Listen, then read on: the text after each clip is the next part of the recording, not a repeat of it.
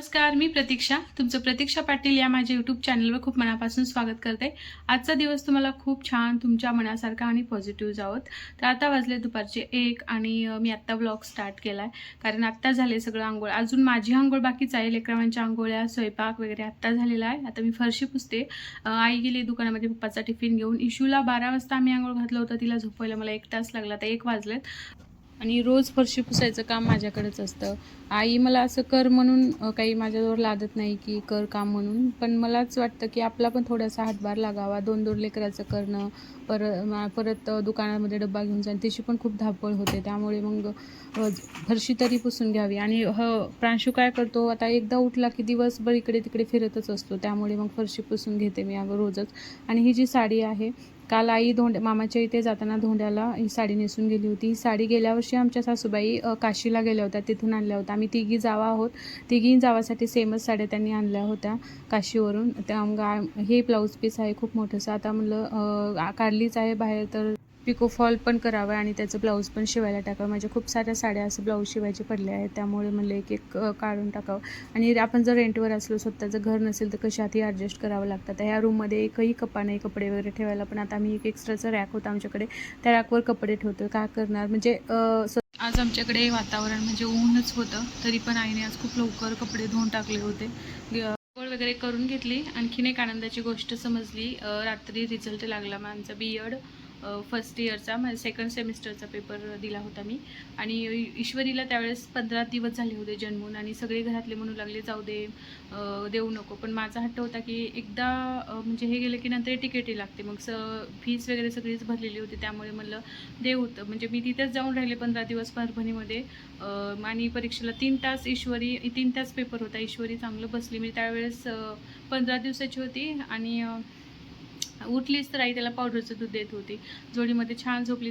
तिचा काही त्रास झाला नाही मला ह्याच्यामुळे. पण एवढ्याच आनंदाची गोष्ट की ऑल क्लिअर निघाले. मला हे खूप भीती दाखवत होते प्रांशूचे पप्पा की तुझा इंग्लिश सब्जेक्ट आहे, इंग्लिश सब्जेक्टच खूप जणांचा जातो असं वगैरे. पण ऑल क्लिअर निघाले. कालच त्याचा रिझल्ट लागला.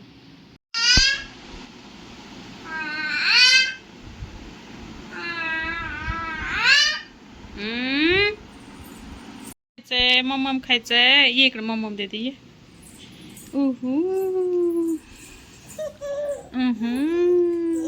काय रे गोलू?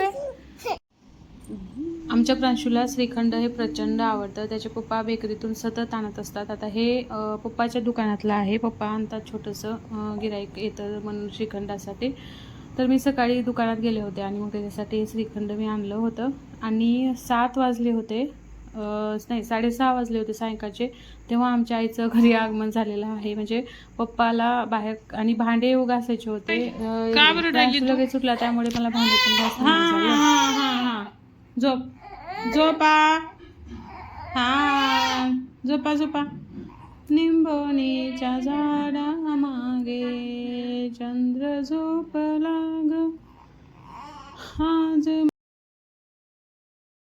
रोज आई म्हणजे 5-6लाच घरी येते, पण आज 6:30 वाजले तिला. कारण पप्पाला बाहेर दुकानातला माल आणायला जायचं होतं आणि ज्वारीचं दळण पण आणायला जायचं होतं.